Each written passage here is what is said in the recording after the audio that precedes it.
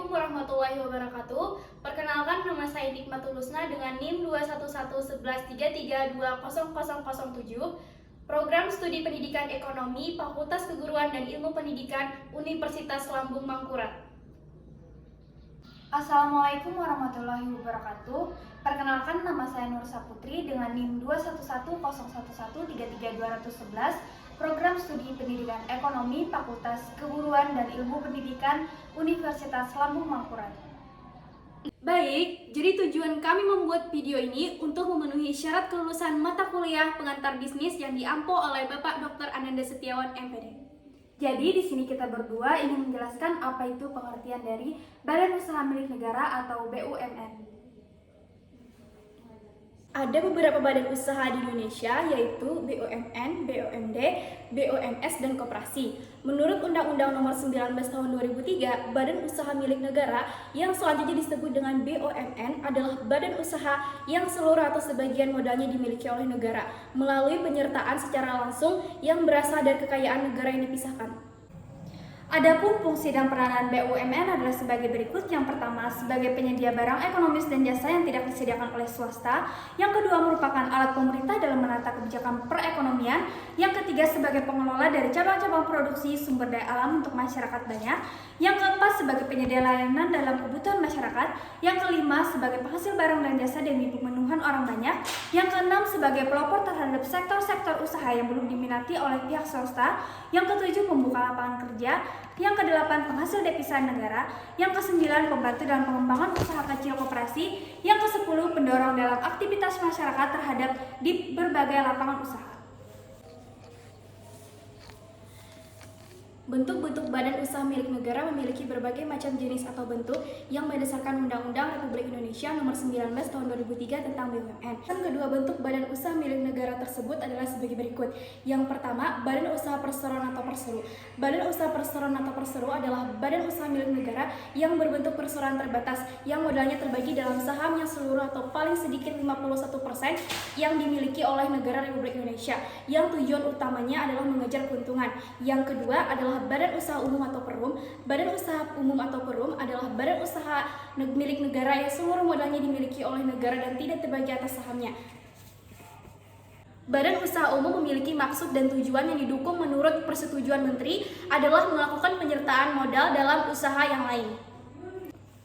Maksud dan tujuan badan usaha umum atau perum menyelenggarakan usaha yang bertujuan untuk kemanfaatan umum berupa penyedia barang dan jasa berkualitas dengan harga yang dapat dijangkau. Adapun manfaat badan usaha milik negara atau BUMN, BUMN dalam fungsi dan peranannya memiliki berbagai macam manfaat-manfaat yang diberikan kepada negara dan rakyat Indonesia.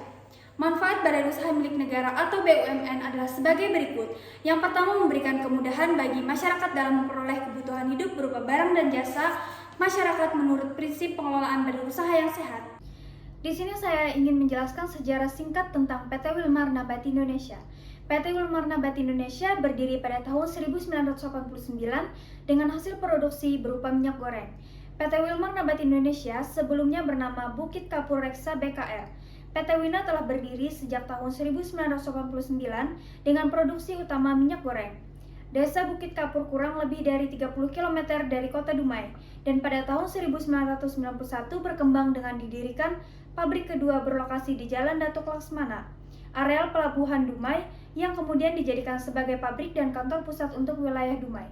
Perkembangan PT Wina didukung juga dengan lokasi pabrik yang strategis, yaitu fasilitas dermaga dari Pelindo yang dapat menyandarkan kapal-kapal bertaraf internasional untuk ekspor dengan daya angkut 30.000 MT. Pada awal tahun 2004, manajemen PT Wina telah memutuskan untuk menambah tangki timbun bahan baku CPO sebesar 12.000 MT. Dengan penambahan tangki timbun ini, secara langsung dan tidak langsung akan berpengaruh pada perekonomian di Riau umumnya dan kota Dumai pada khususnya akan semakin maju dan berdampak positif dalam pembangunan kota. PT Wina telah mampu mengolah CPO sebesar 4.100 MT harinya dan PK Crushing sebanyak 1.000 MT harinya yang menjadikan PT Wina sebagai produsen dan pengekspor minyak sawit terbesar di Indonesia. Perkembangan lain yang dilakukan oleh manajemen PT Wina yaitu pada awal tahun 2005 kembali membangun pabrik di kawasan industri Dumai Pelitung berupa pembangunan refinery fractionation dengan kapasitas 5.600 mtd dan PK Universitas Sumatera Utara crushing plant dengan kapasitas 1.500 TDP ton per day. Adapun perkembangan pabrik ini didukung dengan pelabuhan yang mempunyai dermaga dengan panjang 425 meter dan kolom pelabuhan dengan kedalaman 14 meter yang dapat disandari oleh kapal dengan bobot 50.000 DWT dan akan dikembangkan untuk dapat disandari kapal 70.000 DWT yang merupakan perusahaan yang berada dalam suatu naungan Wilmar Group. Komitmen yang tinggi dari manajemen dan karyawannya memungkinkan PT Wina untuk berkembang lebih besar lagi. Hal ini terbukti dengan telah diperolehnya sertifikat ISO 9001 dibanding 2008 pada tanggal 16 Oktober 2009. Dalam menjalankan operasional perusahaan, manajemen PT Wina telah menetapkan suatu visi dan misi yaitu mendukung bisnis operasional grup sehingga tercapai kapasitas yang optimal dan kualitas yang sesuai dengan permintaan pelanggan serta waktu pengiriman yang tepat dengan cara pengembangan kinerja sumber daya manusia yang ada. Pada tahun 2009, nama PT Wina berubah menjadi PT Wilmar Nabati Indonesia sebagai wujud perkembangan usaha yang semakin besar dan mulai membangun pabrik-pabrik baru di luar kota Dumai di bawah bendera Wilmar Group. Lokasi PT Wilmar Nabati Indonesia Dumai, PT Wilmar Nabati Indonesia Dumai mempunyai batas-batas sebagai berikut. Sebelah utara berbatasan dengan Laut Dumai, sebelah timur berbatasan dengan Jalan Pelabuhan, sebelah selatan berbatasan dengan Jalan Datuk Laksamana, sebelah barat berbatasan dengan Pabrik Inti Benua Universitas Sumatera Utara. Sekian sejarah singkat dari PT Wilmar Nabati Indonesia. Baik, adapun dari visi dan misi PT Wilmar Nabati Indonesia.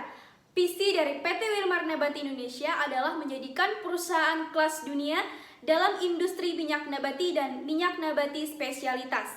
Serta misi dari PT Wilmar Nabati Indonesia yaitu mempunyai tujuan untuk menghasilkan produk yang bermutu tinggi dan memberikan pelayanan terbaik kepada semua pelanggan, meningkatkan kompetensi dan keterlibatan karyawan dalam tercapainya visi tersebut, mencapai pertumbuhan usaha yang menguntungkan dan berkelanjutan, serta memberikan nilai jangka panjang kepada pemegang saham dan karyawan, meningkatkan kepercayaan, dan menjalin hubungan baik dengan agen, pemasok, serta masyarakat pemerintah.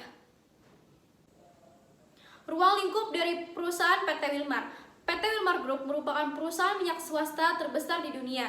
Sebagai perusahaan multinasional yang berpusat di Singapura, yang wilayahnya mencakup Asia dan Eropa, dan Indonesia sendiri yang berpusat di Medan, namun masih memiliki banyak cabang dan salah satunya ada di Jakarta. Sebagai pengelola bisnis kelapa sawit dan turunnya di Indonesia, PT Wilmar Group tersebut terbagi menjadi dua divisi. Yang pertama, Wilmar Plantation, yang kedua, Wilmar Industri. PT Wilmar tersebut tercatat sebagai salah satu komersial perkebunan kelapa sawit terbesar dan terluas di Indonesia.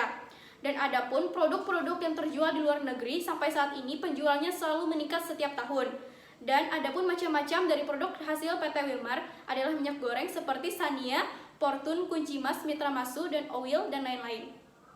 Baik, di sini kami berdua ingin menjelaskan tentang salah satu kasus minyak goreng, kebijakan CPO yang membuat PT Wilmar Nabati Indonesia mengalami kerugian sekitar 1,5 triliun rupiah. Kuasa hukum Komisaris PT Wilmar Nabati Indonesia, yaitu Master Paulianto Manggor dan Juniper Girsang, mengatakan bahwa PT Wilmar Nabati Indonesia menjadi korban dari kebijakan carut-marut tata kelola kelapa sawit. Akibat dari kebijakan pemerintah yang salah, Wilmar Nabati Indonesia mengalami kerugian lebih dari 1,5 triliun rupiah. Hal ini dikatakan oleh Juniper usai sidang pidana perkara dugaan tindak pidana korupsi terkait korupsi dalam pemberian fasilitas ekspor crude palm oil atau CPU dan turunannya, termasuk minyak goreng periode Januari 2021 sampai Maret tahun 2022 di dalam pengadilan tindak pidana korupsi Trekpor pada PN Jakarta Pusat dengan agenda ekspor atau nota pembelaan. Dengan diterbitkannya kebijakan DMO atau Domestic Market Obligation ini, kami mengalami kerugian lebih dari 1,5 triliun rupiah, kata Juniper usai di Pengadilan Tipikor Jakarta pada Selasa 6 September tahun 2022. Padahal, Juniper mengatakan bahwa PT Wilmar Nabati Indonesia memiliki waktu kurang lebih 6 bulan untuk memenuhi kewajiban DMO 20%. Dari total DMO yang diwajibkan ke Wilmar Nabati Indonesia sebanyak 234.722.699 kg. Kekurangan ini dipenuhilah secara bertahap dalam rentang waktu kurang lebih 6 bulan masa berlaku persetujuan ekspor, tambah Juniper. Kemudian Juniper menegaskan Wilmar Nabati Indonesia telah mematuhi seluruh aturan yang dibuat pemerintah guna mendapatkan persetujuan ekspor. Namun seluruh syarat dipenuhi, pemerintah menangguhkan izin ekspor milik Wilmar Nabati Indonesia. Karena DMO yang sudah kami lakukan itu sudah sesuai, kemudian mau ditindaklanjuti, timbul peraturan baru yang merubah peraturan yang belum dilaksanakan, tandas Juniper. Untuk diketahui, Jaksa Penuntut Umum pada Kejaksaan Agung mendakwa 5 terdakwa kasus dugaan korupsi pemberian fasilitas ekspor minyak sawit mentah merugikan negara sejumlah 18,3 triliun rupiah.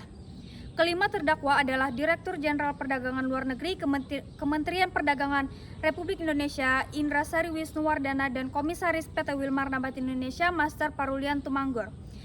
Kemudian Senior Manager Corporate Affairs PT Victorindo Alam Lestari Stanley MA, General Manager Bagian General Affairs PT Musim Mas Pierre Togar Sitanggang, Penasihat Kebijakan atau Analis pada Independent Research and Advisory Indonesia atau IRAI, dan tim asistensi Menteri Koordinator Bidang Perekonomian Republik Indonesia Webinanto Halim Jati alias Lin Sewe. Nah, sekian penjelasan dari kami. Salah hilapnya mohon dimaafkan. Wabillahi taufiq wal hidayah. Wassalamualaikum warahmatullahi wabarakatuh. Thanks for watching, guys.